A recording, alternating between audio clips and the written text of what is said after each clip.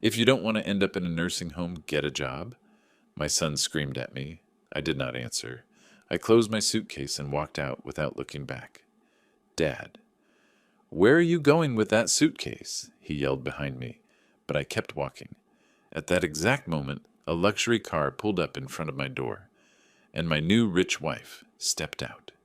If this story stirs something inside you, subscribe to William's Revenge Stories. Every day I share real stories about people like you and me. Tell us where you are watching from. My name is William Parker. I am 71 years old, and 3 days ago I closed a suitcase. I left my son's house and never looked back. It was not easy. It was not quick. It was the result of months of small humiliations, of silences that screamed louder than any insult, of looks that told me the same thing every day. You are extra here. You do not belong. But there was an exact moment when everything broke. A scream, a sentence, 6 words that erased 50 years of fatherhood as if they were dust on the ground. If you don't want to end up in a nursing home, get a job. My son said it, looking me in the eye, without blinking, without regret. And I, in that moment, knew that I no longer had a son. That morning started like all the others in the last few months. I woke up before dawn, as always. In that house, I could not sleep, not because the mattress was bad, but because every night I fell asleep, feeling that I was in the way, that my breathing was annoying, that my existence was a burden to everyone. I got dressed in silence in that 6 by 6 foot room, the one they gave me when I came to live with them. It is temporary, Dad Michael had told me, until you get settled. 8 months have passed, 8 months sleeping in a room that smells of damp, with a window facing a gray wall, listening every night to the whispers of Michael and Sarah in their room, planning how to get rid of me. I went down to the kitchen without making a sound. My steps were like a ghost. I'd learned to walk without the floorboards creaking, to open the bathroom door without the hinge squeaking, to exist without bothering anyone. But that morning when I got to the kitchen, Michael was already there, sitting at the table wearing his blue tie, the one I gave him 3 years ago when he got promoted at work. He was drinking coffee, looking at his phone.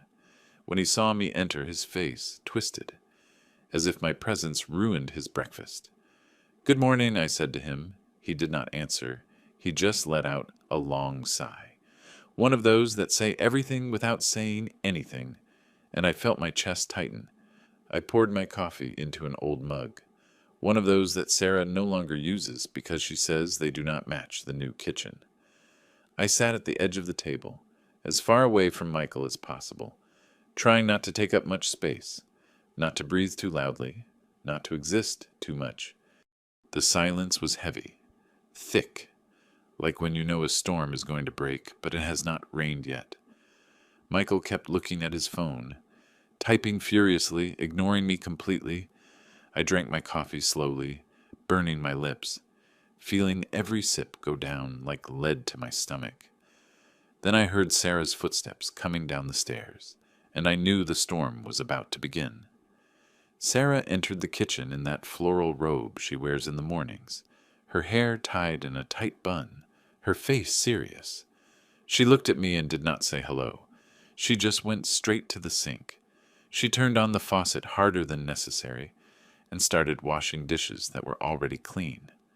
I knew that technique. I had seen it dozens of times. It was her way of saying I'm upset and it is your fault without opening her mouth. Michael looked up from his phone. He looked at Sarah. Then he looked at me. And there I knew that this was no coincidence. This was planned. The two of them had already talked before I came down. They had already decided what they were going to tell me, and I was about to hear it. Dad Michael said, leaving the phone on the table. His voice was cold, like when he talks to employees in his office. "We have to talk." I squeezed the mug between my hands. I felt the heat burning my fingers, but I did not let go. About what I asked, although I already knew. Michael ran his hand over his face as if he were tired of me, before starting the conversation. About this, he said, signaling with his hand the whole kitchen, the house, my entire life reduced to a gesture. about this situation. It cannot go on like this. Sarah turned off the faucet. She turned around. She crossed her arms. And I felt like an accused man waiting for sentencing. Michael, I tried to speak, but he raised his hand to silence me, the way you silence a child, the way you silence someone who has no right to defend themselves. No, Dad, let me speak first. He leaned forward, rested his elbows on the table. He looked at me with those eyes that once looked at me with love, and now only showed exhaustion. I work 10 hours a day. Sarah works too. We pay for this house. We pay for the food. We pay for everything. And you just spend your time walking around in the library, walking around out there as if you were on vacation. Do you know what it costs to support you? Every word was a stab, not because they were lies, but because they came from my son, from my blood. Sarah spoke then, and her voice was even worse because it did not have a drop of guilt. William, we understand that you are grieving. Your wife died 2 years ago, we know. It was a terrible blow, a massive heart attack. Nobody expected it. But time has passed. 2 years. You have to move on. You cannot keep living in the past and expecting us to support you forever. Support. That word again. As if I hadn't worked 40 years in a textile factory. As if I hadn't paid for Michael's education. As if I hadn't sold my car to pay for his hospital bills when he had pneumonia at 6 years old. As if all that didn't count. As if I were a stranger begging for charity. I was going to answer. I had the words stuck in my throat, burning me, wanting to come out.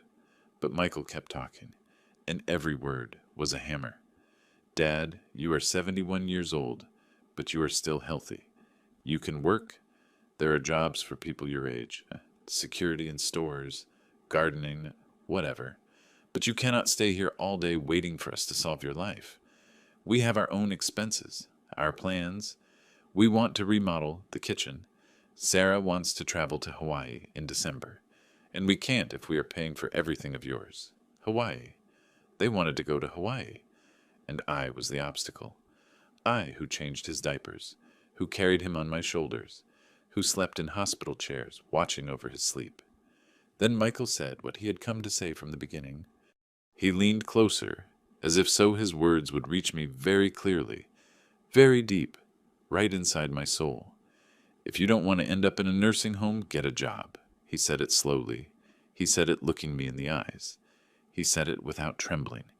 And in that moment, something inside me turned off. It wasn't rage. It wasn't sadness.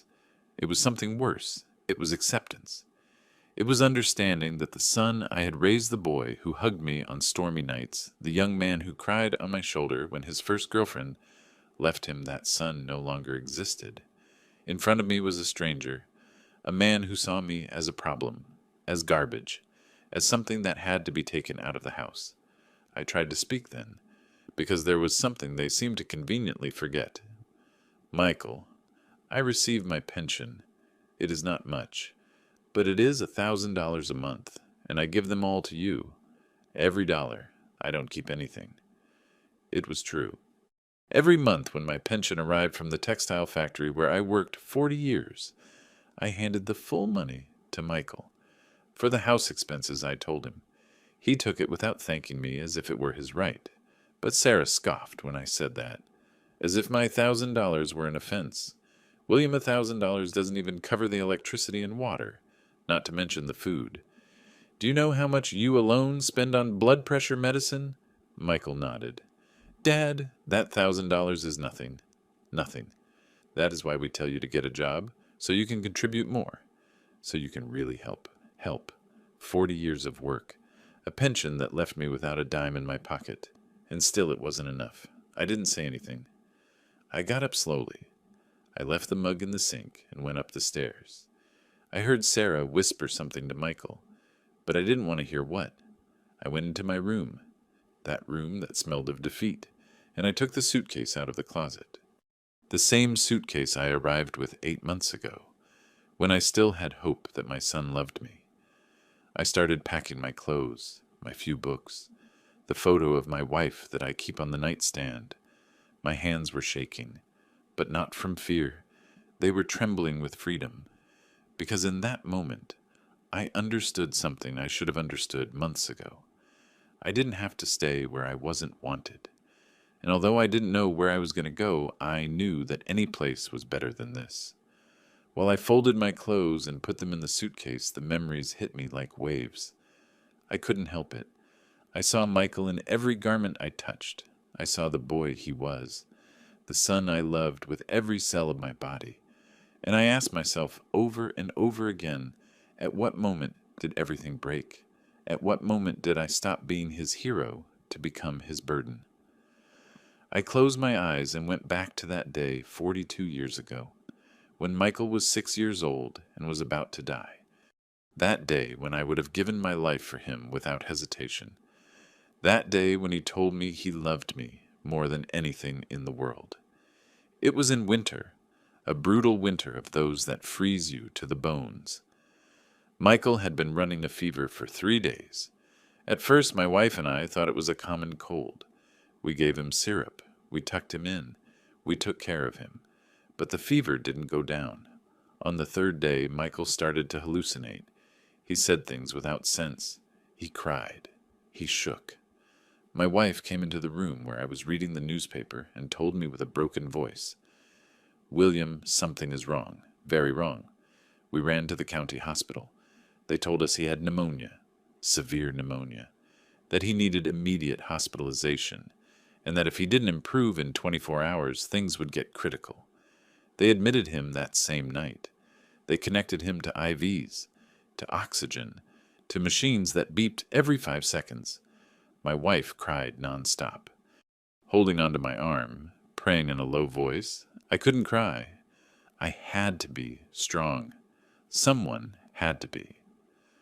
The doctors told us the public hospital was saturated, that they didn't have enough medicines, that we could wait days for them to run the necessary tests. But if you take him to a private clinic, one of the nurses said in a low voice, there they will attend to him quickly. With the right treatment, he will be saved. My wife looked at me, and I knew what I had to do. That early morning, I left the hospital and went straight to the house. I grabbed the papers of my car, a blue sedan I had bought 2 years before with my savings. That car was my pride. I washed it every Sunday. I took care of it as if it were my second child, but in that moment, I didn't care. I called an acquaintance who bought used cars. I told him I needed to sell urgently. "How much will you give me right now?" I asked him. He haggled. He offered me half of what the car was worth. I accepted. There was no time. With that money in my hand, I went back to the hospital. I told my wife pack his things. We were going to the private clinic. At the clinic, everything was different. A clean room, with big windows, with light, doctors who checked Michael immediately, who gave him new medicines, who ran tests in less than 2 hours. My wife sat next to Michael's bed. She stroked his hair. She sang him lullabies. I stayed standing by the window, looking at the street, thinking about the car I had just sold, in the years it was going to cost me to buy another one. But I didn't regret it, not for a second, because in that bed was my son, my whole world, and there was no price I wouldn't pay to save him. Michael spent 5 days in that clinic, 5 days in which I slept in a plastic chair next to his bed, without changing my clothes, eating what my wife brought me from home, without separating myself from him. The doctor said he was improving, but I didn't relax until I saw his eyes open, until I heard his voice. The 3rd night Michael woke up. He looked at me with those big dark eyes, still full of fever, and he said to me with a weak voice, "Dad, are you here? Always, son." I answered him, and I grabbed his hand. He smiled and went back to sleep. I stayed there, with his hand in mine, crying in silence for the first time in 3 days. When they finally discharged him, Michael walked out slowly, still weak, but alive. We took him home. My wife prepared his favorite food, chicken soup with noodles. I helped him up the stairs. I put him in his bed. I put his favorite blankets on him. He hugged me tight. with those skinny sick boy arms, and he said in my ear, "Thank you, Dad. When I grow up, I am going to take care of you always. Always. I promise you." I kissed his forehead. "You don't have to promise me anything, son. I take care of you because I love you. Period." But he insisted. "No, Dad, I promise you. I will never leave you alone." I believed him. I kept that promise in my heart, as if it were a treasure. The following years were hard economically. Without a car, I had to take 2 buses to get to work. I left home at 5 in the morning and returned at 8 at night. But I didn't complain. I worked overtime whenever I could. I saved every dollar so Michael could have the best. When he turned 8, I bought him a new red bicycle with lights on the wheels.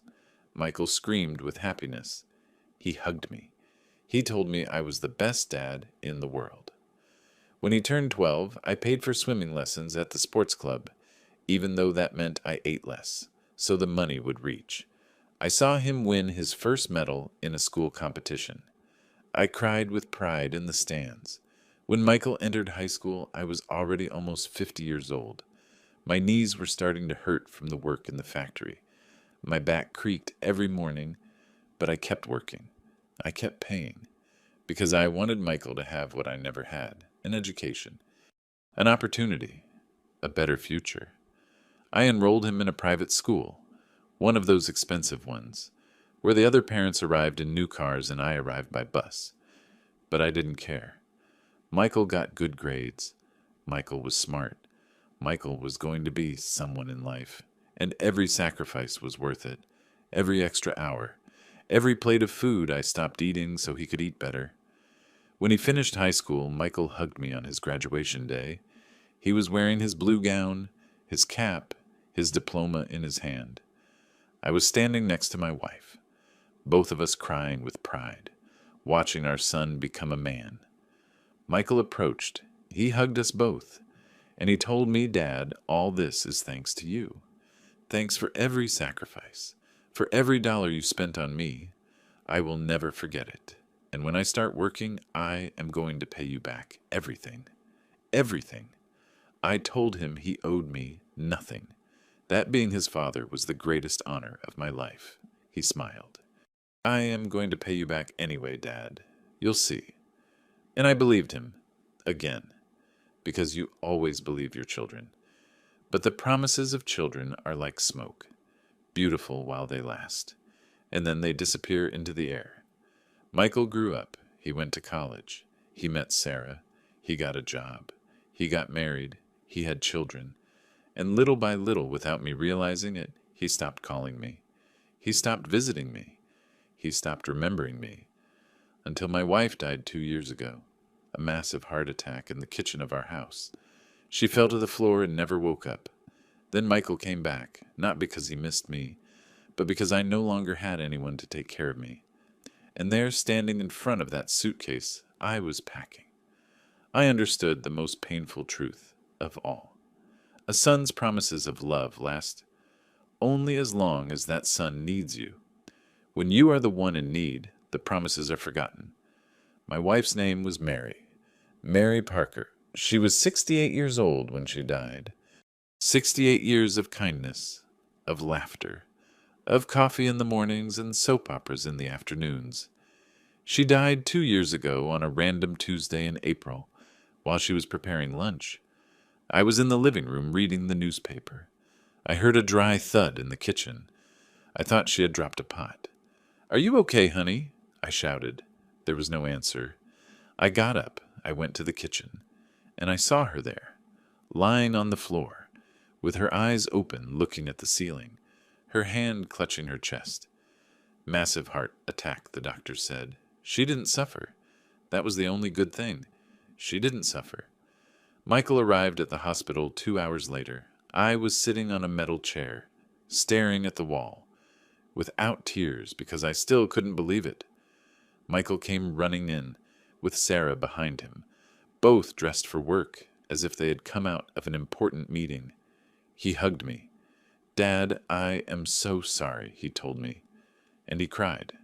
He cried on my shoulder like when he was a boy. I stroked his back. "It's over, son. It's over."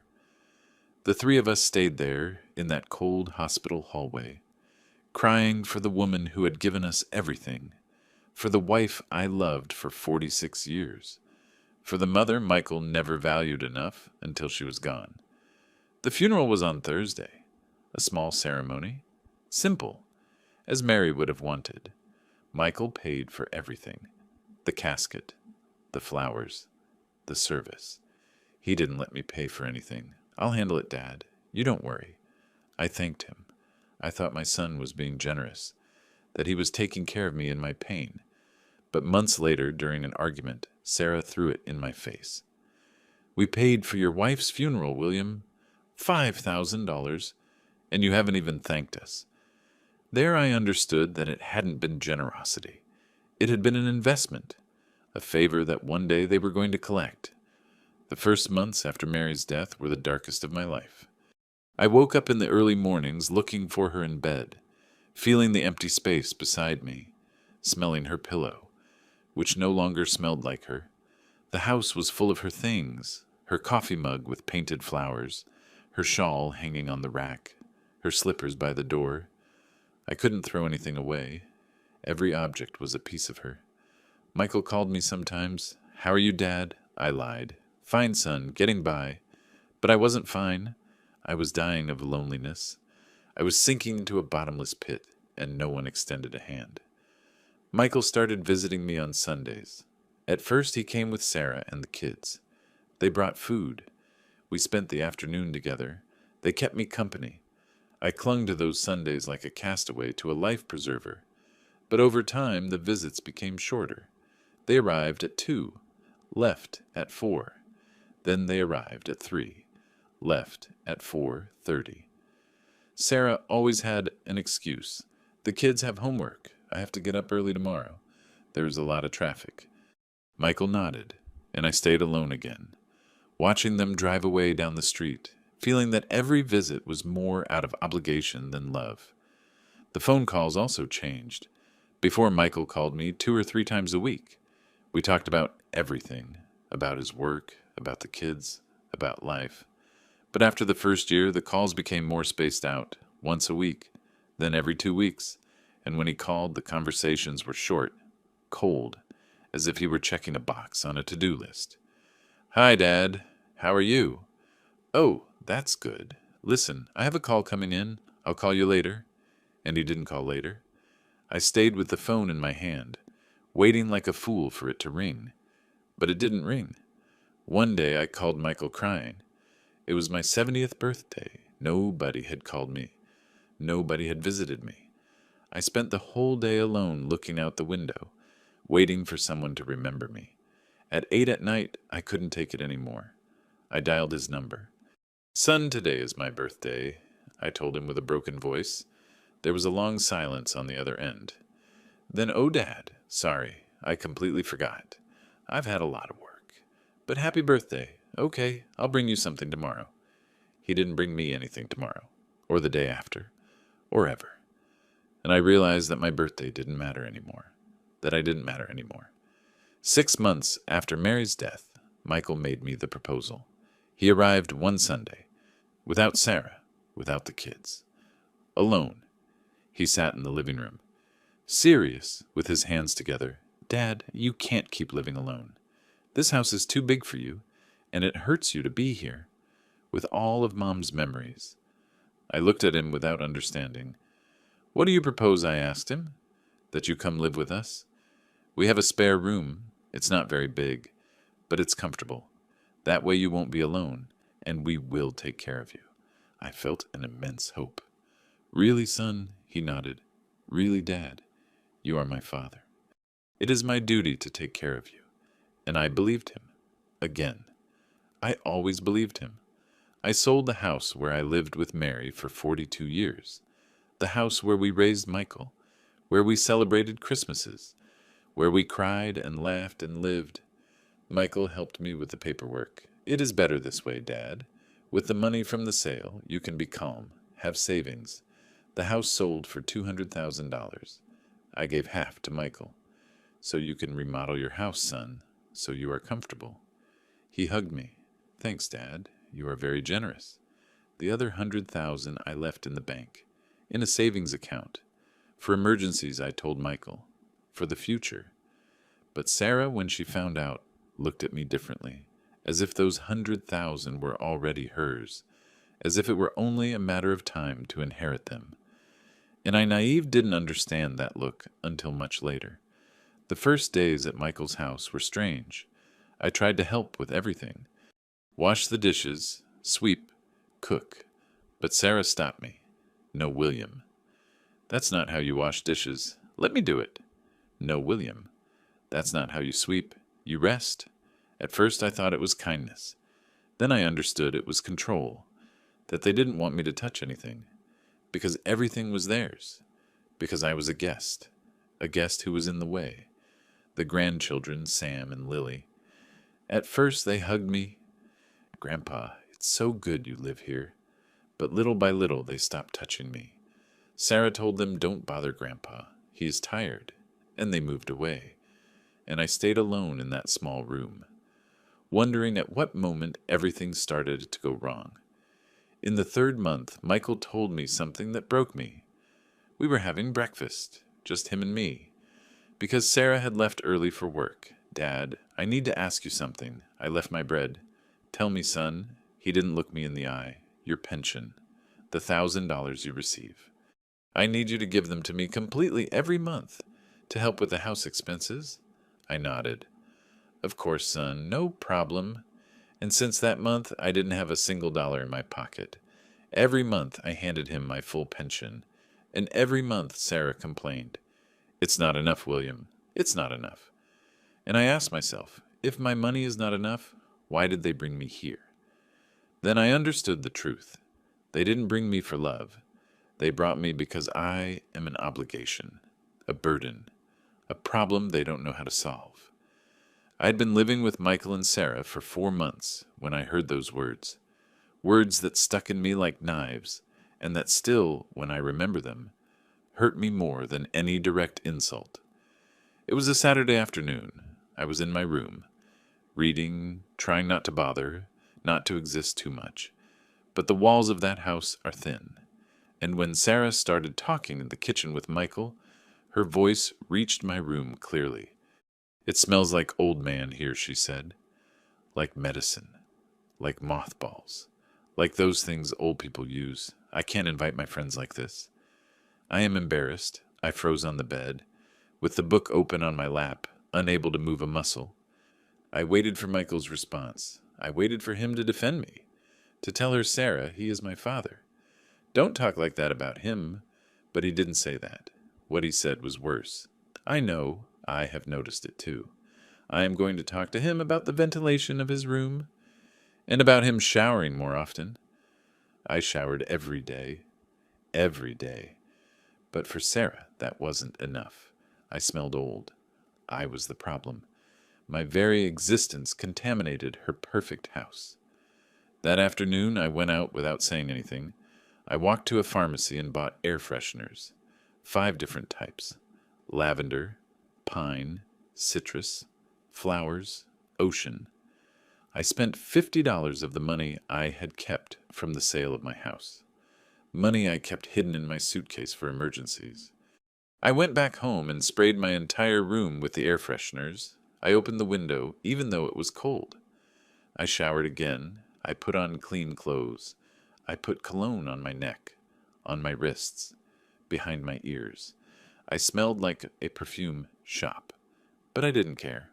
What mattered was not being an embarrassment, not smelling old, not being a problem. Sarah never mentioned the air fresheners. She never said thank you or how considerate. She simply went on with her life as if I didn't exist.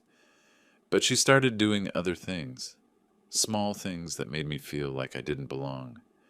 She moved the living room furniture. It's to make better use of the space, she said. My favorite armchair, the one where I sat to watch the news in the afternoons, disappeared. She replaced it with a coffee table with plastic flowers. I asked where my armchair was. I donated it, William. It was already very old. Besides, now the living room looks more modern, without me. The grandchildren also changed. Sam, the oldest. He was 12 years old. At first, he looked for me to help him with his math homework. I was good at math. In the factory where I worked, I was in charge of calculating fabric measurements, costs, everything. But one day when I went to his room to help him, he told me, "No, Grandpa. Mom says I better look for tutorials on YouTube. That your methods are very ancient. I, who had taught him to count, who had taught him to add. Now I was too ancient to teach him anything. Lily, the youngest. She was 7 years old. She was my favorite. She hugged me. She asked me to tell her stories before sleeping. But one day after hugging me, she wrinkled her nose. 'Grandpa, you smell weird,' she told me. Sarah was nearby. She heard. And instead of scolding Lily for being rude, she told her, 'Yes, my love. Grandpa is already old. Grandpas smell different. But it's normal.' And from that day on, Lily stopped hugging me. She greeted me from afar, with her hand, but she didn't get close. I died inside every time I saw her, because it wasn't just that she rejected me, it was that she had been taught to reject me. One night, Michael asked me to eat earlier. 'Dad, some friends from work are coming to dinner, and I would prefer if you had already eaten, so you don't feel uncomfortable.' I looked at him without understanding. 'Uncomfortable, son? They are your friends. It doesn't bother me to be there.' He ran his hand over his face, nervous. 'No, Dad, it's just that it's a business dinner. And well, you know, they are boring conversations. Better you eat quietly at 6, and they arrive at 8. What he was really telling me was, I don't want you there. I don't want them to see you. You are an embarrassment.' I ate alone in my room that night. I heard the guests' laughter from the living room, and I cried with every bite. But the biggest humiliation came on a Sunday. Sarah organized a family meal with her parents, her brothers, her nephews. I thought they were going to include me. I dressed up nicely. I put on my blue shirt, the one Mary gave me years ago. I went down to the living room. Everyone was there, sitting, talking, laughing. I said hello. 'Good afternoon.' Some answered with a nod. Others didn't even look at me. I sat in a corner of the sofa. Nobody spoke to me. Nobody asked me how I was. I was invisible, a ghost in my own family. If you are listening to my story, please tell me in the comments where you are watching from. Sometimes knowing there are people in the world listening to me helps me understand I am not as alone as I felt in that house. Because in that moment, surrounded by people, I never felt so alone in my life. The food was served. Everyone sat at the big dining room table. I also went to sit down, but Sarah stopped me with a fake smile. 'William, there are a lot of people. Why don't you eat in the kitchen? That way you are more comfortable, which meant you don't fit here. You are not part of this.' I ate alone in the kitchen. I heard the laughter, the conversations, the noise of the dishes. I heard Michael telling jokes, the nephews screaming, Sarah serving dessert, and me sitting on a plastic chair by the sink, eating my cold plate, feeling that they had erased me, that I was no longer William Parker. I was no longer Michael's father. I was no longer Sam and Lily's grandfather. I was the old man who was in the way, the old man who smelled weird, the old man who was extra. I finished eating. I washed my plate in silence and went up to my room. Nobody noticed I left. Nobody. That night, lying in my bed, looking at the ceiling, I made a decision. I couldn't live like this. I couldn't keep begging for love, begging for space, begging for the right to exist. But I didn't know what to do either. I had nowhere to go. My savings were running out. My pension I gave completely to Michael. I was trapped. Trapped in a house where they hated me but needed me to pay bills. Trapped in a life that was no longer a life. And for the first time in many years, I thought about giving up, about letting myself die there, in that room, without making noise, without bothering, because that was how they wanted me to live, in silence, invisible, dead in life. The days started to look all the same. I woke up before dawn, when the house was still silent, because that was the only moment I could move without bothering. I got dressed in the dark, without turning on the light, to not waste electricity that later Sarah would charge me for with her look. I went down the stairs, stepping only on the edges of the steps, those parts that don't creak. I prepared my coffee using the exact amount of water I needed, not a drop more, because Sarah had also told me, "Gas is very expensive, William. Don't waste it." I lived measuring the water, measuring the space, measuring my breathing, trying to occupy as little as possible, to weigh as little as possible, to be as little as possible. Sarah had given me rules. She didn't say them all at once. She didn't sit down with me to explain them. She dropped them in casual comments, in phrases that sounded like suggestions, but were orders. William better not use the living room after 6. The kids do their homework there. William, don't open the refrigerator all the time. It wastes more electricity. William, when you shower, make it fast. The heater consumes a lot of gas. I nodded to everything. Of course, Sarah. Whatever you say, Sarah. I became a tenant in my own son's house, a tenant who paid rent with his full pension and still had no rights, only obligations, only rules to obey. The room they gave me measured 6 by 6 feet, a twin bed barely fit, an old nightstand and a narrow closet. The window faced a gray wall, the neighbor's house wall, so close that if I extended my arm I could touch it. No natural light entered, not even in the mornings. I lived in a cave, in a tomb. I had hung Mary's photo on the wall, next to the bed. Sometimes I spoke to her in a low voice, when I was sure no one was listening. "What do I do, love? What do I do?" But Mary didn't answer. She just looked at me from that photo, smiling, without knowing that I was dying, little by little, in that room that smelled of humidity and hopelessness. One afternoon, Sarah knocked on my door. She didn't wait for me to say, "Come in." She simply entered. She was carrying a cardboard box in her hands. "William, I need you to store some of your things here. We are going to use this room as storage, too." I looked at her without understanding. "Storage?" She nodded, as if it were the most normal thing in the world. "Yes, we have things that don't fit in the garage. It will just be a few boxes. They won't get in your way." And she started putting boxes in. Boxes with Christmas decorations, with the kids' old toys, with clothes they no longer used. My room was filling up. My space was shrinking. And I didn't say anything, because I no longer had the right to complain. The kids stopped touching me, literally. Sam passed by me in the hallway and stuck to the wall so as not to brush against me. Lily, when she saw me in the kitchen, turned around and went the other way. One day I tried to hug Lily. I just wanted to feel that I was still her grandfather, that I still mattered. I approached with open arms. "Come here, honey. Give me a hug." She stepped back. "No, Grandpa. It's just that I don't want to." Sarah appeared at that moment.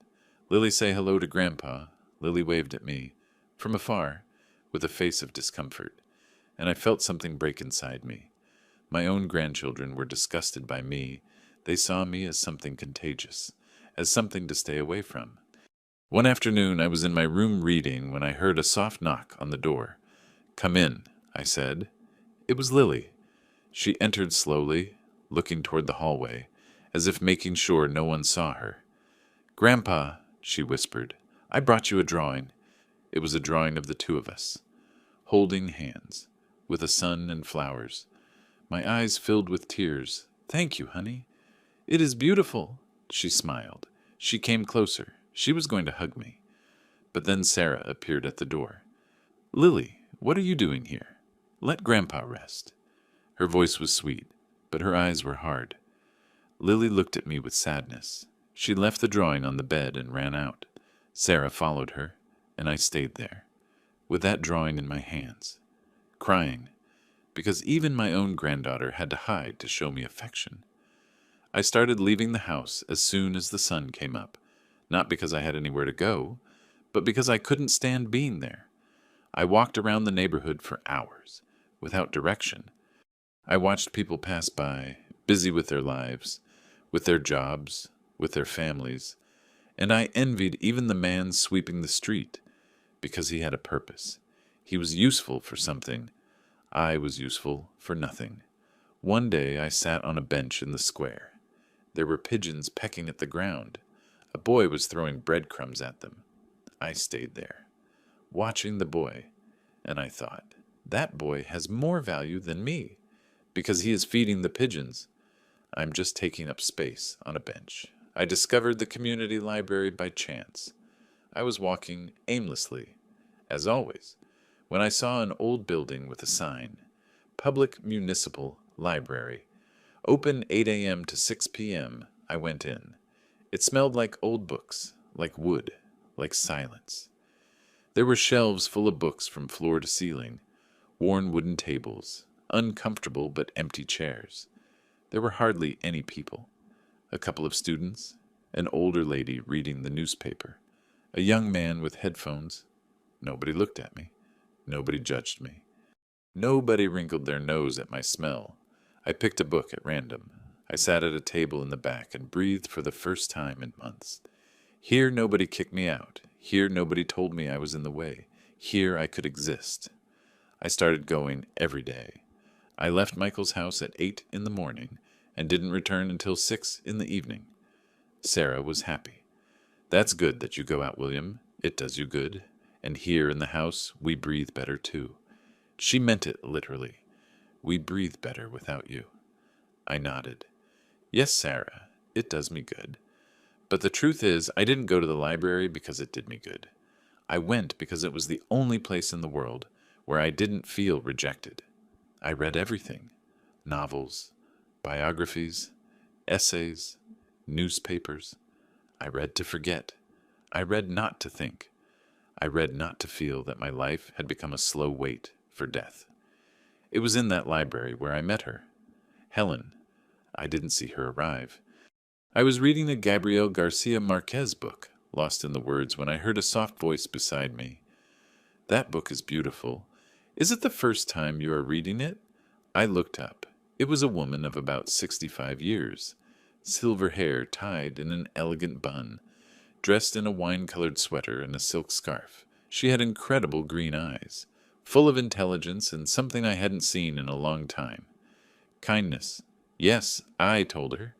It is the first time. She smiled. You are going to love it. Marquez has a way of writing that traps you. She sat in the chair opposite me, and that's how it all started. Helen went to the library 3 times a week. She was a widow. Her husband, a renowned architect, had died 5 years ago of cancer. I took care of him until the end, she told me one afternoon, while we drank coffee in the small cafeteria of the library. And when he died, I was left in a huge house, full of memories and silence. Her children lived abroad, one in Spain, another in New York. They called her once a month, if that, she said with a sad smile. They are busy with their lives. And I stayed here trying to fill the days. We were so alike, it was scary. 2 lonely people, 2 forgotten people, 2 people who still breathed but no longer lived. We started meeting often. I arrived at the library and looked for her silver hair. She did the same. When we saw each other, we smiled, we sat together, we talked about books, about music, about the life we had lived, about the children who had abandoned us. Helen never asked me why I spent so many hours in the library, and I never told her that in my son's house they treated me like garbage. But I think she knew, because one day, after 2 months of seeing each other almost daily, she told me something that left me speechless. William, you don't deserve to be sad.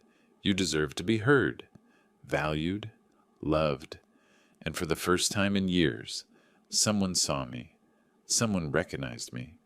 Someone told me I was still worth something. And I cried, right there, in that library. I cried like a child. The night of the scream arrived without warning, or maybe it did warn and I didn't want to see it. That day had been especially good. I spent the whole afternoon with Helen in the library. We had read poetry together, Neruda.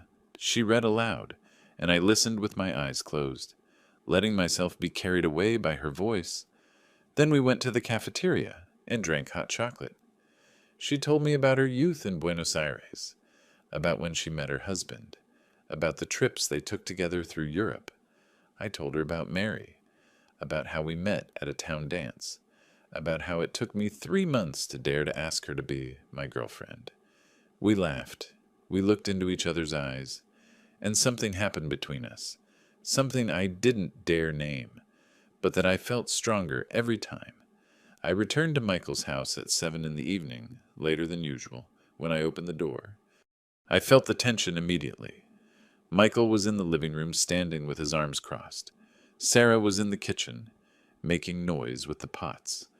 That intentional noise she makes when she is angry. The kids weren't there. "Good evening," I said. Nobody answered. Michael looked at me with an expression I had never seen on him. Rage, pure rage. "Where were you?" His voice was low, but it was trembling. "At the library," I answered. "Reading." Sarah appeared at the kitchen door. "I prepared dinner for you 3 hours ago, William." 3 hours. And you didn't even notify that you would arrive late. I was going to apologize.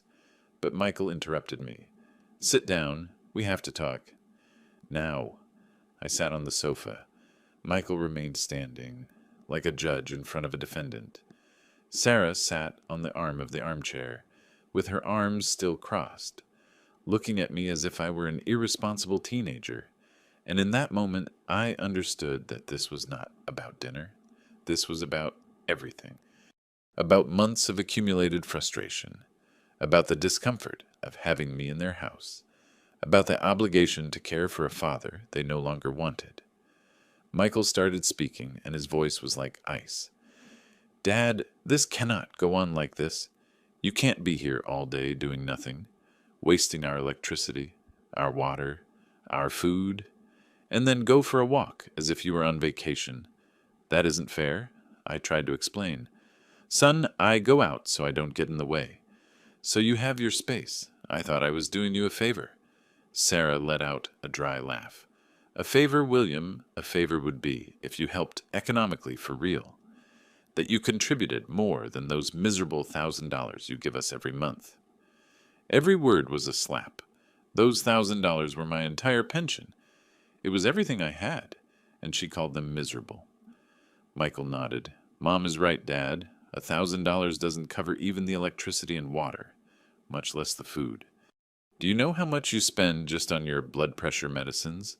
Almost $300 a month, and we pay it." I didn't know that. They had never told me how much my medicines cost. Sarah simply gave them to me, and I took them, thinking my pension covered them. I felt tiny on that sofa. I felt like I was shrinking, that I was becoming smaller and smaller with every word they said. "I'm sorry," I murmured. "I didn't know. I can stop the medicines." "Stop the medicines." Michael raised his voice. "And what do you want? To have a heart attack like Mom?" "No, Dad. What you have to do is get a job, look for something, whatever. There are jobs for people your age. Security in supermarkets, gardening, cleaning. It doesn't matter what, but you have to contribute more. Because we cannot go on like this. Work, at my 71 years, with high blood pressure, with knees that creak every time I climb the stairs. They wanted me to get a job." Sarah got up and went to the kitchen. She came back with a paper. She put it on the coffee table, in front of me. "Look, William, I did the math. This is what you spend a month living here. Water, electricity, gas, food, medicines, internet you use in your room to watch your news. Everything adds up to $2,500. You contribute $1,000. We are missing $1,500 every month. $1,500. In a year, it's almost $18,000. Do you understand?" I looked at the paper. It was full of numbers, of additions, of subtractions. My life reduced to a spreadsheet, to an economic loss. "I didn't know I spent so much," I said with a broken voice. "I can eat less. I can." "It's not about eating less," Michael interrupted me. "It's about you contributing what you spend, about you not being a burden." Burden. That word again. My son called me a burden. Me. Who carried him on my shoulders when he was 3 and didn't want to walk. Me. Who worked double shifts in the factory to pay for his school. Me. Who carried his mother's casket when she died, because he couldn't from crying so much. Now I was the burden. Son, I told him, and my voice sounded like it came from very far away. I worked 40 years. I broke my back in that factory. I don't have more savings because I gave everything to you. Everything. And now you ask me at my age. 71 years is not that old, Michael yelled at me. For the first time in the whole conversation, he yelled, Old Mr. Jenkins, the neighbor on the corner, he is 75 and works as a security guard. You can do the same. Old Mr. Jenkins, the neighbor who could barely walk, who fell asleep in his chair outside the supermarket, who earned a misery, and who everyone knew worked only because his family had abandoned him. Michael was comparing me to old Mr. Jenkins. He was telling me that was what I should do. An old man working until I died because my family didn't want to take care of me. I can't believe you are telling me this, I whispered. Sarah leaned toward me. William, let's be realistic. We cannot support you forever. We have our plans. We want to remodel the kitchen, travel, save for the kids' college. And if you continue here without contributing anything more than $1,000, we are not going to be able to do any of that. Then Michael said what he had come to say from the beginning. He leaned toward me, brought his face close to mine, looked me in the eye with a hardness I had never seen, and pronounced the words that destroyed me. If you don't want to end up in a nursing home, get a job. He said it slowly, word for word, so it would be very clear to me, so it would sink deep. Nursing home. My son was threatening to put me in a nursing home. Those places where people leave their parents to forget about them, where it smells of urine and sadness, where old people sit in wheelchairs looking at nothing, waiting for a visit that never arrives. That was my future if I didn't obey, if I didn't get a job, if I didn't stop being a burden. Something inside me turned off in that moment. It wasn't rage, it wasn't sadness. It was worse, it was resignation. It was understanding that the son I had raised, the boy who promised to take care of me always, the young man who cried on my shoulder when his girlfriend left him, that son no longer existed. In front of me was a stranger, a man who saw me as a financial problem, as an obstacle to his plans to remodel the kitchen and travel to Hawaii, a man who had calculated how much my existence cost him, and had decided it was too much. I got up from the sofa without saying a word. Sarah asked me, Are you going to look for a job? Then I didn't answer her. I went up the stairs slowly, feeling every step like a mountain, and entered my room. I closed the door. I sat on the bed. And I stayed there looking at the wall for I don't know how long.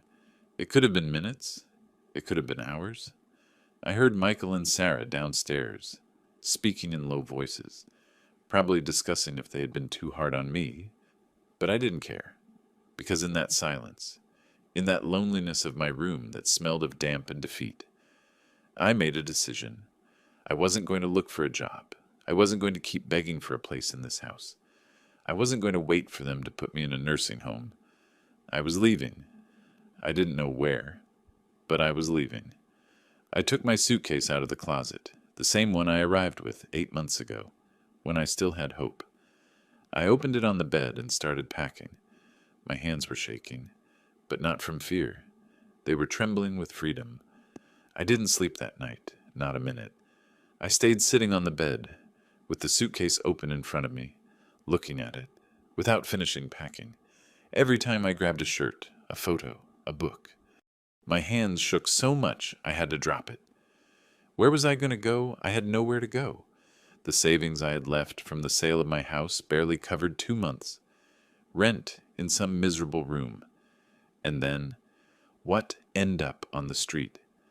End up begging on a corner. Michael's threat echoed in my head. If you don't want to end up in a nursing home, get a job. Nursing home, job. 2 words that sounded like death sentences. I closed the suitcase without finishing packing, and waited for dawn. I went down at 7 in the morning. My legs barely held me. I hadn't eaten anything since noon the day before. I hadn't slept. I felt like a ghost walking through that house that wasn't mine anymore. That was never mine. Michael was in the kitchen, drinking coffee, reading something on his phone, when he saw me enter. He looked up. There was a second of discomfort on his face. Just a second. Then he returned to his normal expression, that mask of indifference he used with me. "Good morning, Dad," he said. But it wasn't a greeting. It was an acknowledgement that I still existed. Nothing more. I poured myself water in a glass. I didn't have the stomach for coffee. My hands shook as I turned on the faucet. Sarah appeared in her floral robe, her hair still messy. Yawning, she looked at me sideways. "Are you going out to look for a job already?" she asked with a tone that tried to sound casual. But that distilled hope. Hope that I would obey, that I would submit, that I would give in. I left the glass in the sink. "I'm going out," I said with a dull voice. To resolve this, I didn't say more. I didn't owe them explanations. Michael nodded as if he had won. "Seems good to me, Dad. It is the right thing." The right thing. As if kicking me out to look for a job at 71, with high blood pressure, with destroyed knees, was the right thing. As if treating me like garbage was the right thing. I didn't answer. I just went to my room, grabbed my jacket, and walked out of that house. I didn't know where I was going.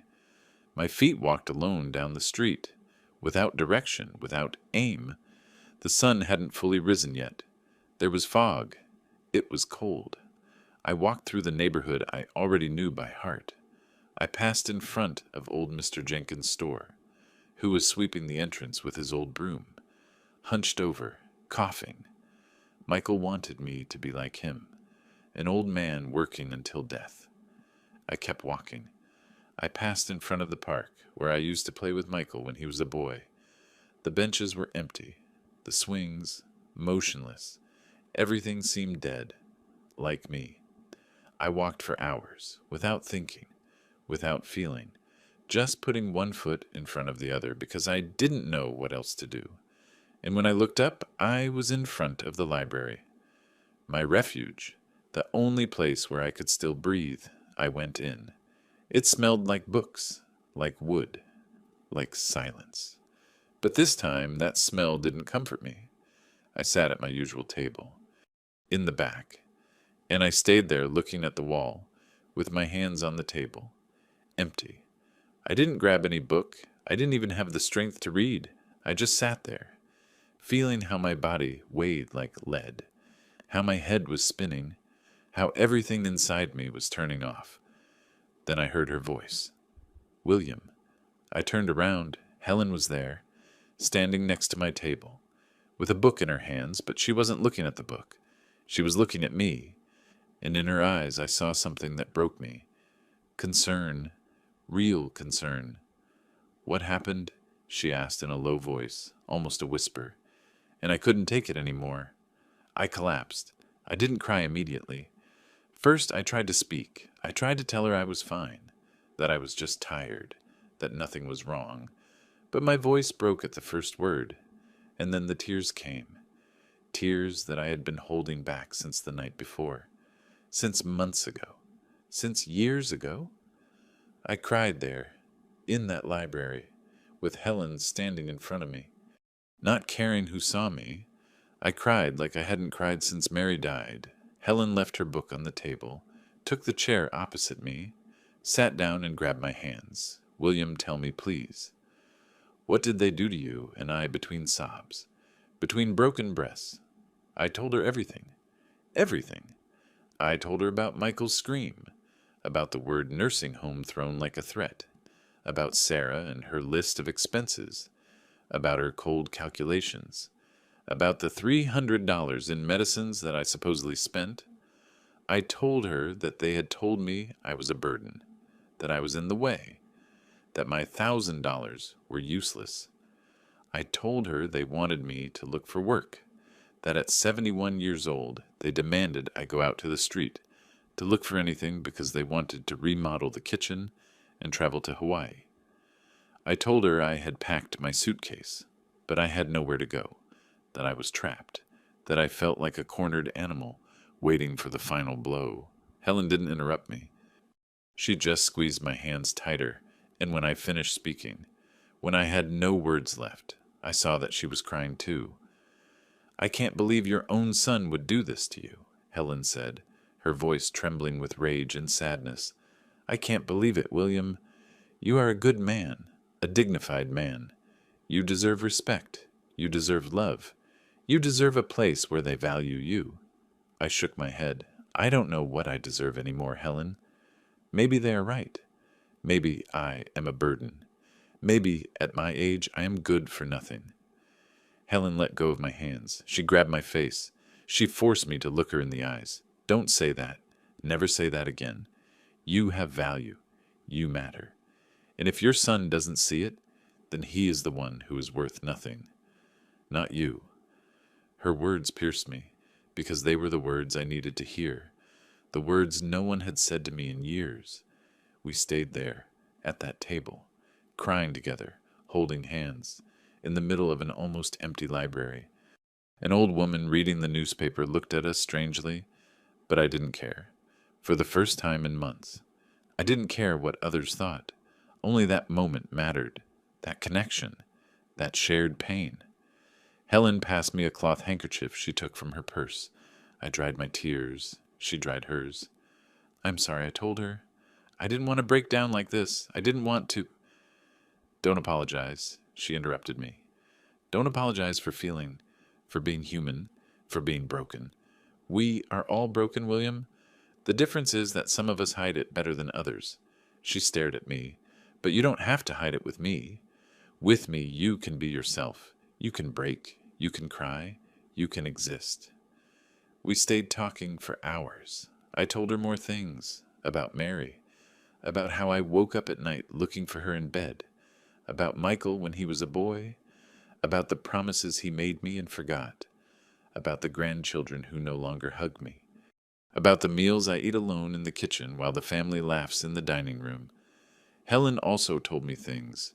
She told me about her children who abandoned her, who only call her when they need money, about her husband who died in her arms after 2 years of agony, about the huge house where she lives alone, full of empty rooms, of memories that hurt.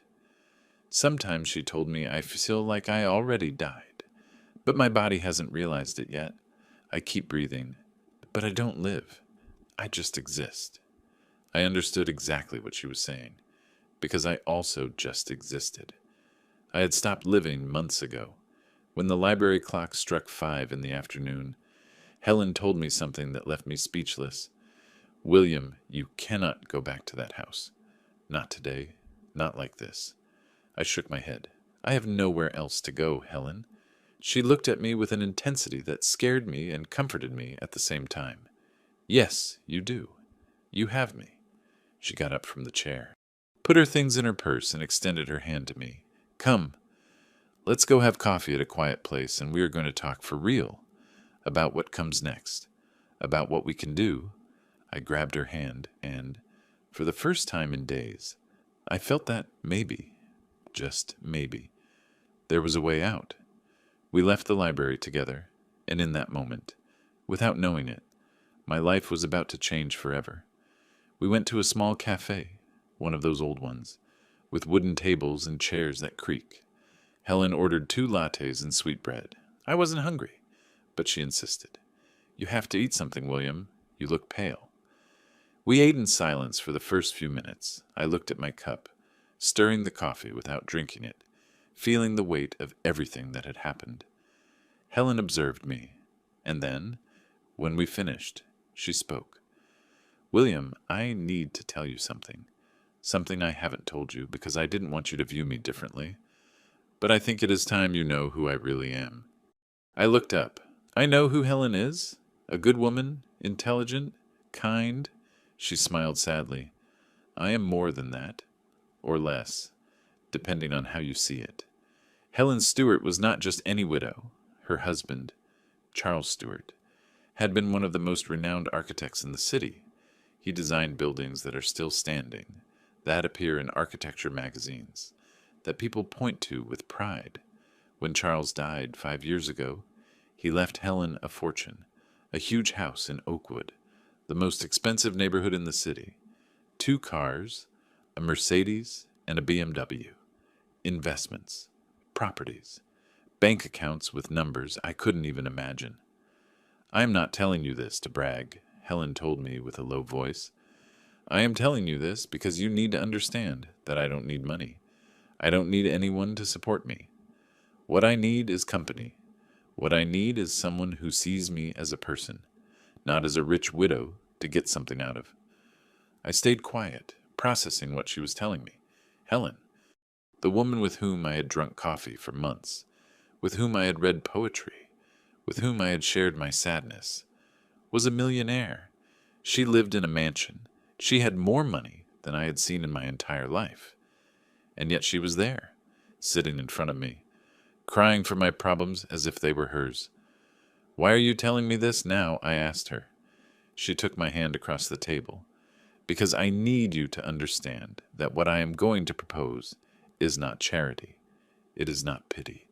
It is something I need as much as you. Maybe more. My heart started beating faster. What are you going to propose?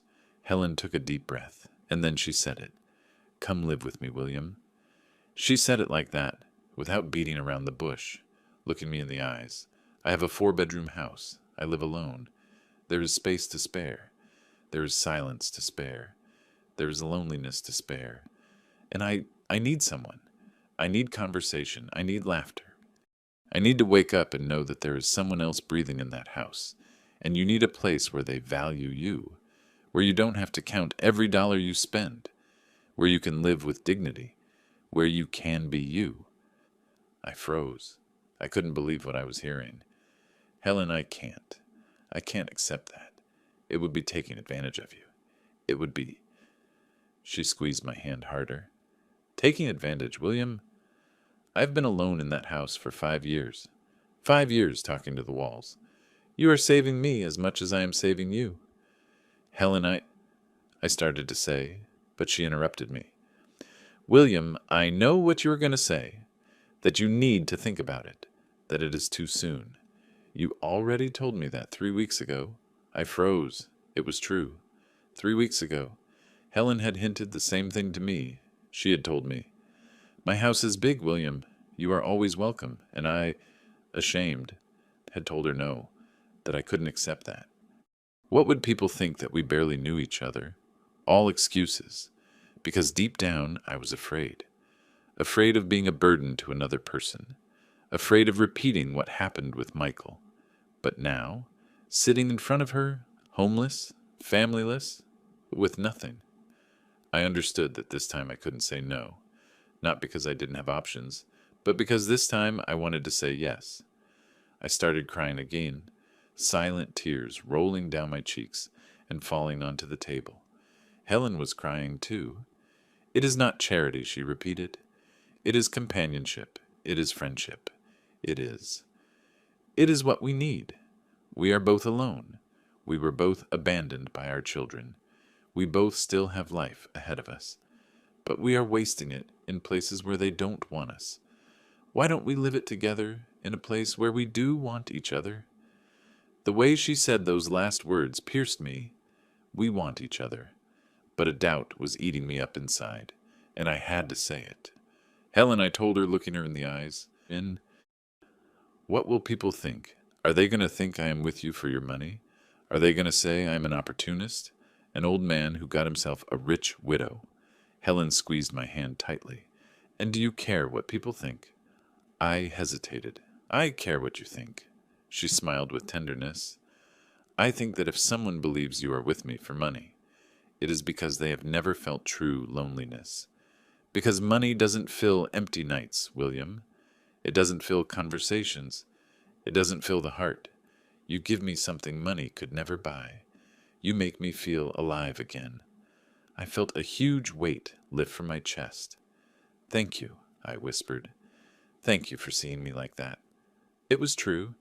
In those months at the library, without realizing it, we had fallen in love, not with the passion of youth, but with something deeper, more real, with the need of two broken souls who recognize themselves in each other's pain.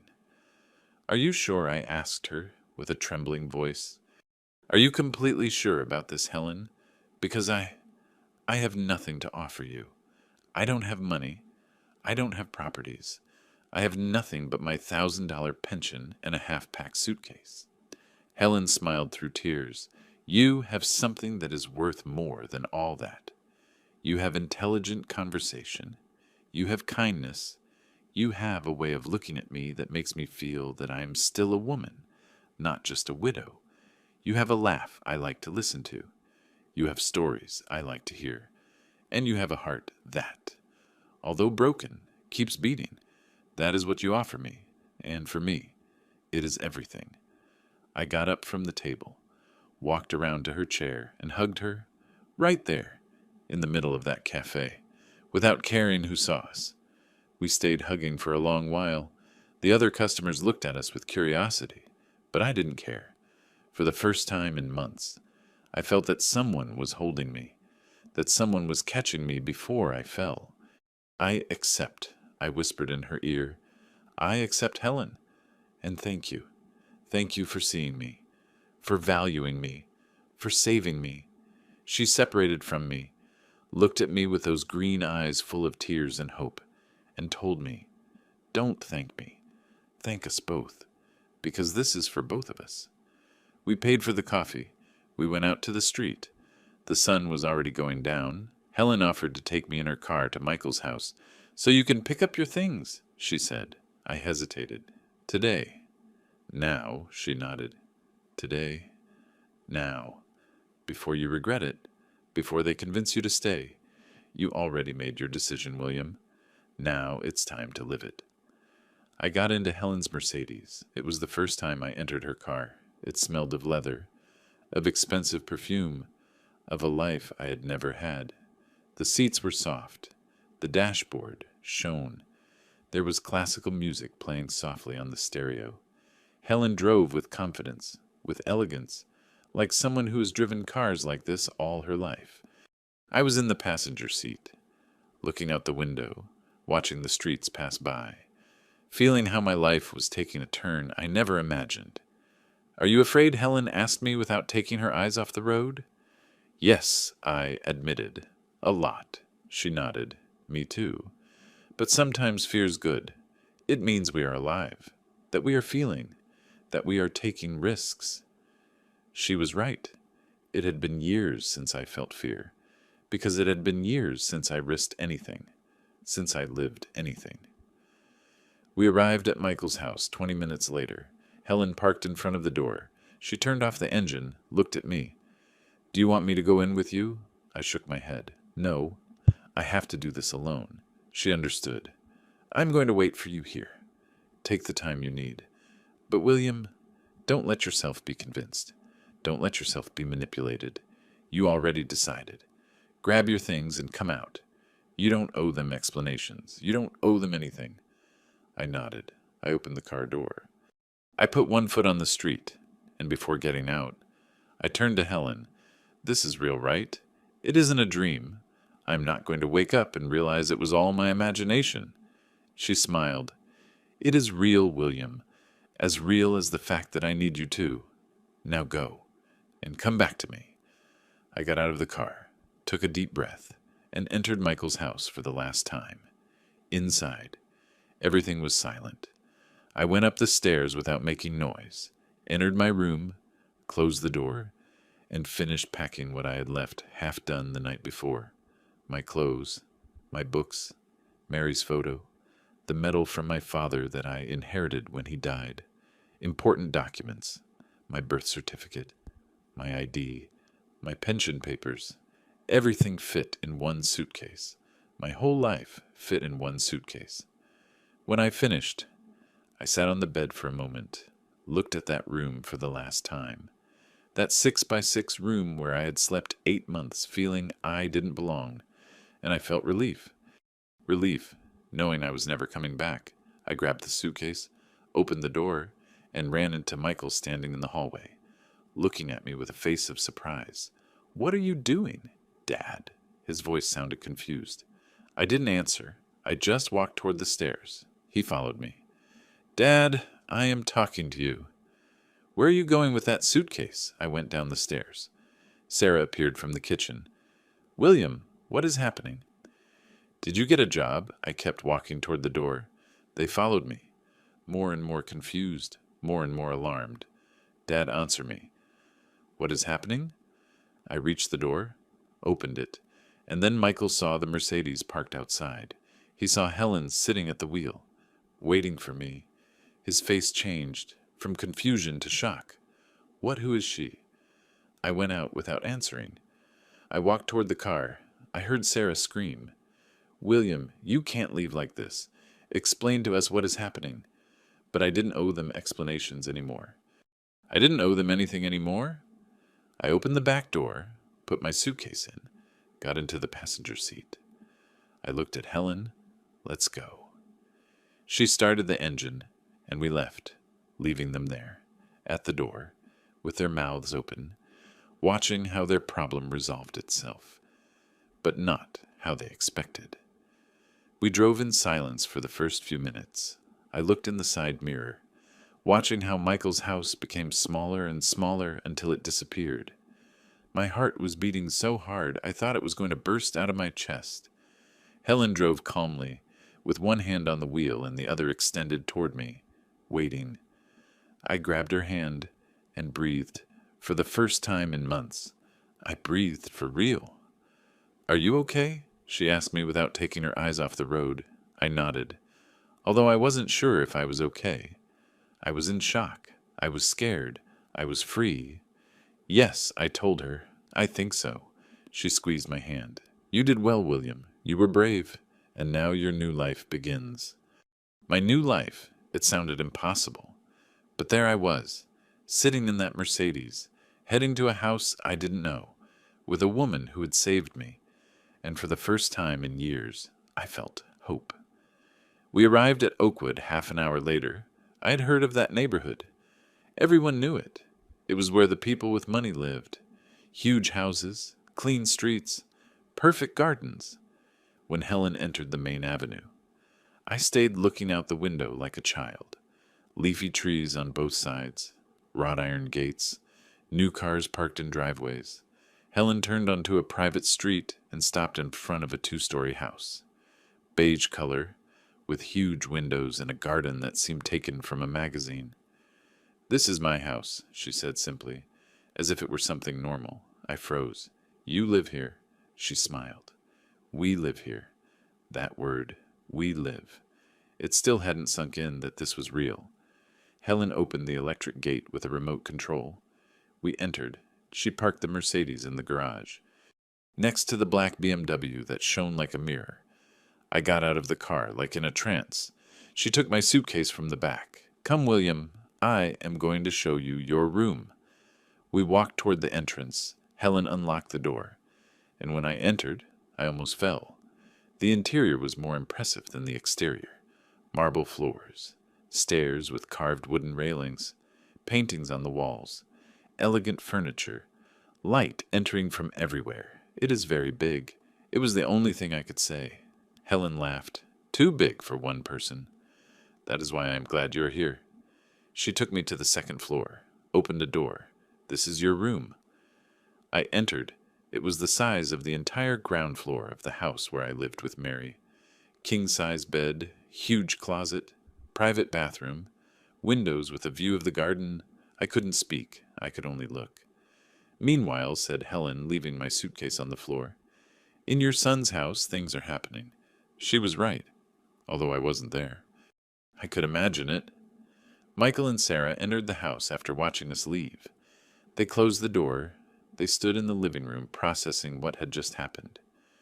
Who was that woman? Sarah asked with a high-pitched voice. Michael didn't answer. He was in shock. His father, the useless old man who was in the way, the one who smelled weird, the one who was good for nothing, had just left in a Mercedes with an elegant rich woman, who looked at him with affection. I don't know, Michael murmured. I have no idea. Sarah went to the window, looked toward the empty street. Do you think he will come back? Michael sat on the sofa with his head in his hands. I don't know. I don't know. But deep down, he knew he wasn't coming back, and that terrified him. 2 days passed. 2 days in which Michael called my cell phone 15 times. I didn't answer any calls. He left voicemails. The first sounded annoyed. Dad, what are you doing? Answer me. We have to talk. The second sounded worried. Dad, please. Tell me you're okay. At least let me know where you are. The third sounded desperate. Dad, forgive me. I know I was hard on you. But you can't leave like this. Come back home. Let's talk. Home. What an ironic word. That was never my home. I listened to the messages with Helen by my side. She asked me, "Are you going to answer him?" I shook my head. Not yet. Let him feel what I felt. Let him wonder where I am.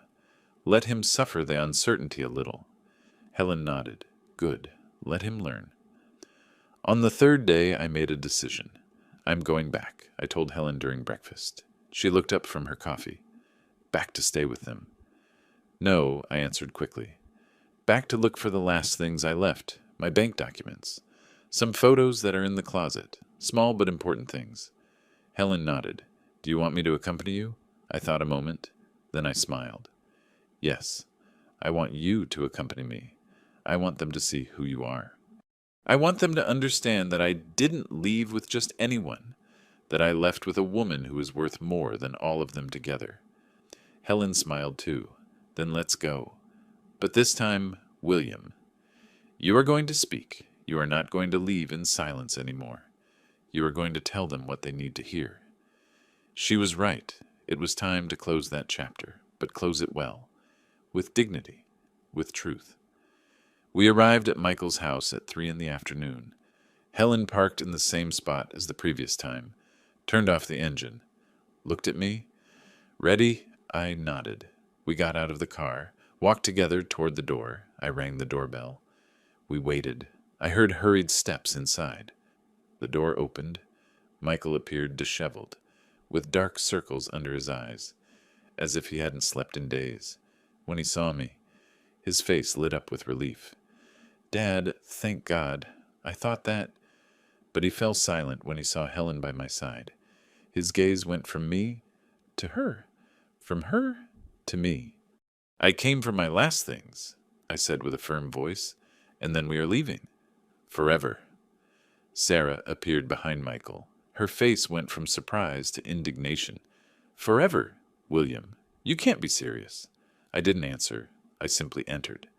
Went up the stairs with Helen behind me. Michael and Sarah followed us like desperate shadows. Dad, wait. We have to talk. I entered the room that had been my prison for 8 months. Opened the closet. Took out the box where I kept my documents. Old photos, letters from Mary, bank papers. Helen helped me in silence, with a calm that contrasted with Michael and Sarah's hysteria. Dad, please. Who is this woman? What is happening? I turned toward them and spoke, with a quiet but firm voice. This woman is Helen Stewart, and she is someone who sees me as a person, as a man, as a human being who deserves respect, something you forgot a long time ago. Sarah took a step forward. William, we respect you. We only wanted you to contribute more to the house. I let out a bitter laugh. Respect. You call, telling me I smell old respect, making me eat in the kitchen when guests come, threatening me with a nursing home. Michael tried to justify himself. Dad, I was angry. I didn't mean it. You know how I am when I am stressed. I stared at him. You said it. And even if you hadn't said it, you thought it. And that is worse. Sarah crossed her arms. And what are you going to go live with a stranger, someone you just met? That is crazy, William. Helen spoke then with a soft voice but full of authority. I am not a stranger. William and I have known each other for 5 months. We have spent entire afternoons talking, getting to know each other, taking care of each other, something you never did. Sarah looked her up and down with contempt. And who are you to come and judge us? Helen didn't flinch. I am the person who saw his value when you only saw his cost. That sentence fell like a bomb. Michael and Sarah were left speechless. I finished packing the box. Helen carried it. We went down the stairs. They followed us, desperate, screaming, "Dad, you can't do this. We are your family." I stopped at the door, turned for the last time, and said what I had to say. Family is who takes care of you, not who counts you. Family is who values you, not who charges you. Family is who loves you, not who tolerates you. And you stopped being my family the day you treated me like garbage. Sarah tried one last defense. We gave you a roof, William. We gave you food. I smiled with sadness. And I gave you 50 years of fatherhood. I gave you sacrifices you never valued. I gave you everything I had. And in exchange, you gave me a 6-by-6 room and a list of expenses. You owe me nothing. But I don't owe you anything anymore either. I went out. Helen closed the door behind us. We left them there, screaming, crying, trying to open the door that we had already closed forever. We got into the Mercedes. Helen started it. I looked at the house for the last time through the side mirror. I saw Michael and Sarah run out to the street, screaming my name, but their voices got lost in the distance. Helen took my hand. "Are you okay?" I nodded, and for the first time in a long time, it was true. I was okay. I wasn't happy yet, but I was at peace. I had closed a door that was suffocating me, and I had opened a window through which fresh air entered. Light, hope. "Let's go home," I said, and Helen smiled, because we both knew that when I said home, I was no longer referring to Michael's house. I was referring to our house, to the place where I was welcome, to the place where I mattered, to the place where finally I could live again. 3 months have passed since I left Michael's house. 3 months living with Helen in Oakwood, and I swear that every morning I still wake up not believing this is real. I wake up in a huge bed, with soft sheets, with light entering through large windows. I get up without having to measure my steps, without having to tiptoe so as not to disturb. I go down to the kitchen, and Helen is already there preparing coffee, smiling when she sees me enter. "Good morning, William," and she says it with affection, with genuine affection, not with the obligation of someone who has to say hello. We have breakfast together, talking about everything and nothing, about the books we are reading, about the news, about the day's plans. We have breakfast without rushing, without tension, without feeling that I am in the way, and every breakfast is a miracle. Helen introduced me to her friends, people her age, widows and widowers, retired professionals, cultured people who received me without judging me. "This is William," Helen said at a dinner she organized at the house. "He is a writer, an inveterate reader, and the most interesting person I have known in years." Writer. No one had ever called me that. But it is true that I write. I started writing my memoirs, the story of my life, encouraged by Helen. "You have so much to tell," she told me. "Don't let it get lost."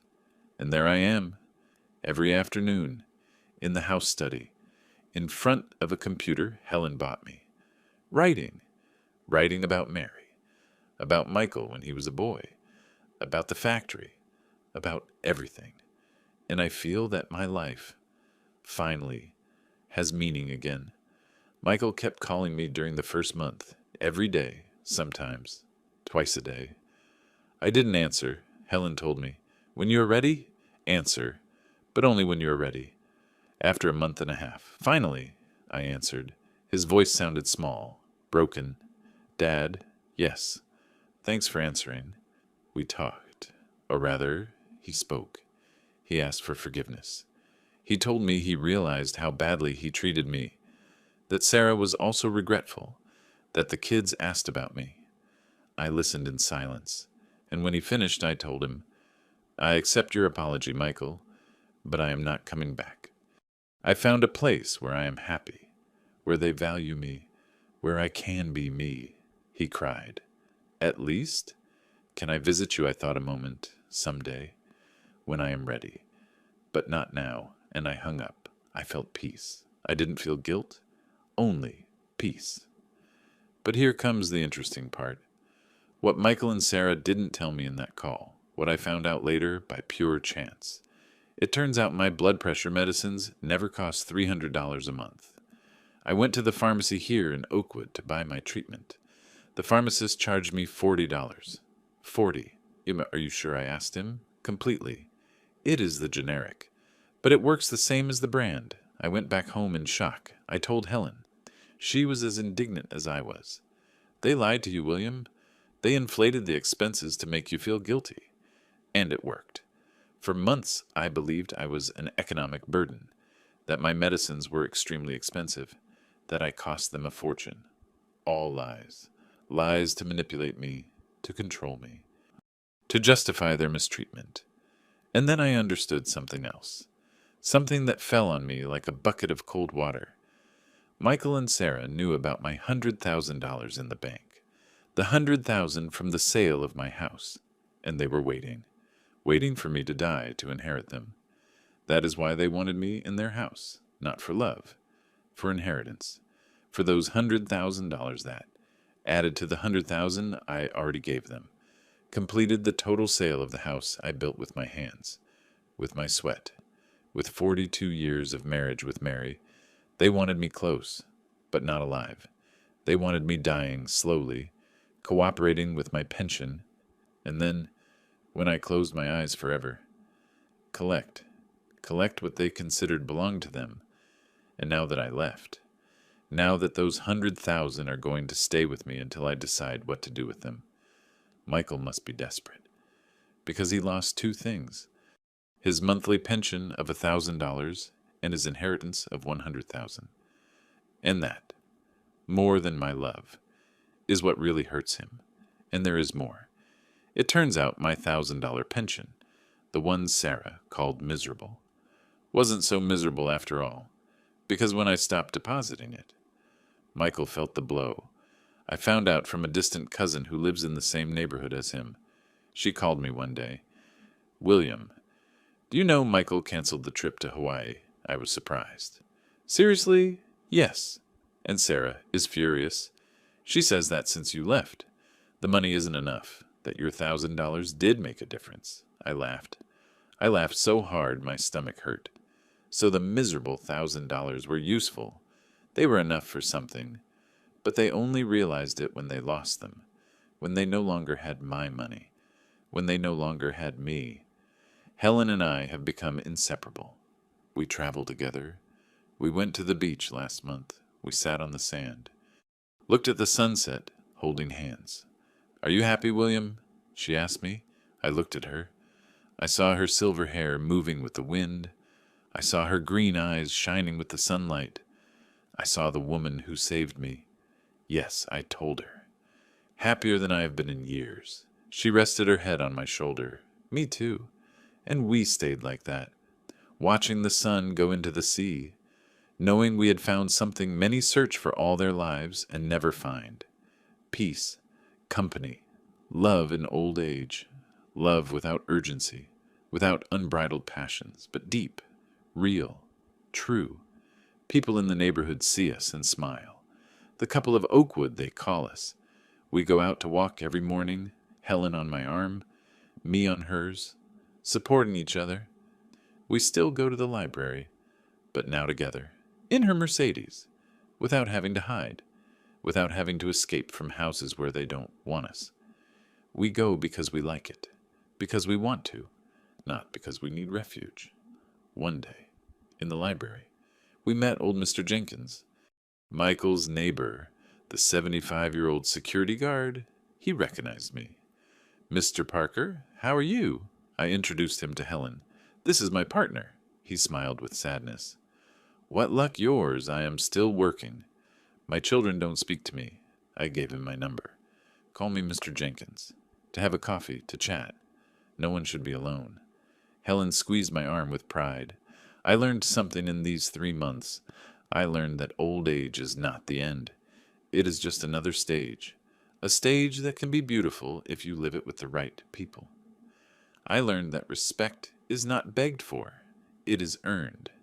And if someone doesn't respect you, they don't deserve your presence. I learned that family is not always blood. Sometimes it is the person who finds you in a library and tells you, you deserve to be heard. I learned that it's never too late to start over. At 71, I started a new life, and it is the best life I have had, because it is a chosen life, not imposed, not tolerated. Chosen. 2 weeks ago. Michael came to visit me. Helen opened the door. Let him in. He froze when he saw the house, the stairs, the paintings, the size. I went down. Hello, son. He had red eyes, as if he had cried on the way. Dad. I came to apologize for real, not over the phone, in person. We sat in the living room. Helen brought us coffee and retired discreetly. Michael looked around. You live better than me, he said with a broken voice. It is not about living better, I answered. It is about living with dignity, with respect, with love. He cried, I failed you, Dad. I failed you horribly. I nodded. Yes, you failed me. But I also failed you. I spoiled you. I gave you everything without teaching you the value of anything. And now we both pay the consequences. Michael left an hour later. Before leaving, he hugged me. Do you forgive me? I hugged him too. I forgive you, son. But forgiving doesn't mean forgetting, nor going back to how it was before. It means letting go of the grudge. And I already did that. He nodded. Can I come visit you again? I smiled. Yes, but with one condition, that you come because you want to see me, not because you feel obligated, and bring the kids. I want to see my grandchildren. He left. When Michael left, I sat on the sofa, exhausted. Helen came back to the living room, sat next to me, took my hand. Did you really forgive him? She asked me. I sighed. I forgave him because I needed to forgive him. For me, for my peace. But forgiving doesn't mean forgetting Helen. The wound is still there, every time I see him. I remember the scream. I remember the word nursing home. I remember the nights I cried in that 6x6 room. And it hurts. It still hurts. Helen nodded. Forgiveness doesn't erase pain, William. It only frees you from carrying it as revenge. She was right. I had forgiven. But the relationship with Michael would never be the same. I would never trust him blindly again. I would never hand him my life again. I forgave him. But the trust, that died the day of the scream, and I don't know if it will ever resurrect. How do you feel? I sighed.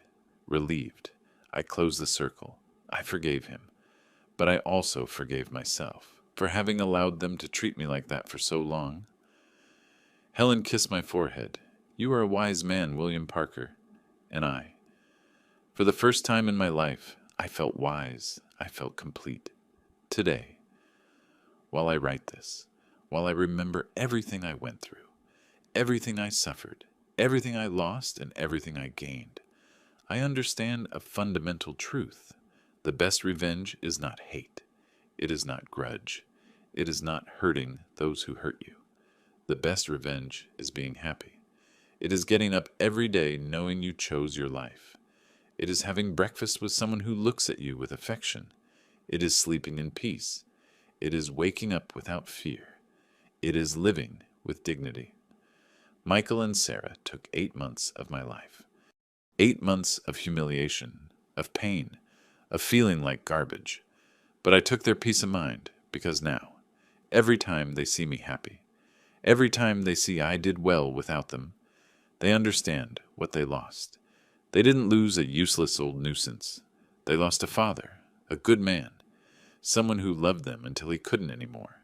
And that loss, they are going to carry that all their life. And you, who are listening to me until the end, let me ask you something. Did they ever make you feel like you were extra? Did they ever tell you that you were a burden? Did you stay silent, or did you have the courage to leave? Tell me in the comments. Because your story also matters. Because you are not alone. And if this story touched your heart, if it made you feel something, leave me a like. Share it with someone who needs to hear it. Because sometimes, stories are not just to entertain. They are to remind us that we deserve dignity, that we deserve respect, that we deserve love. And that never, It is never too late to start over. Thank you for listening to me. Thank you for reaching the end. See you in the next story.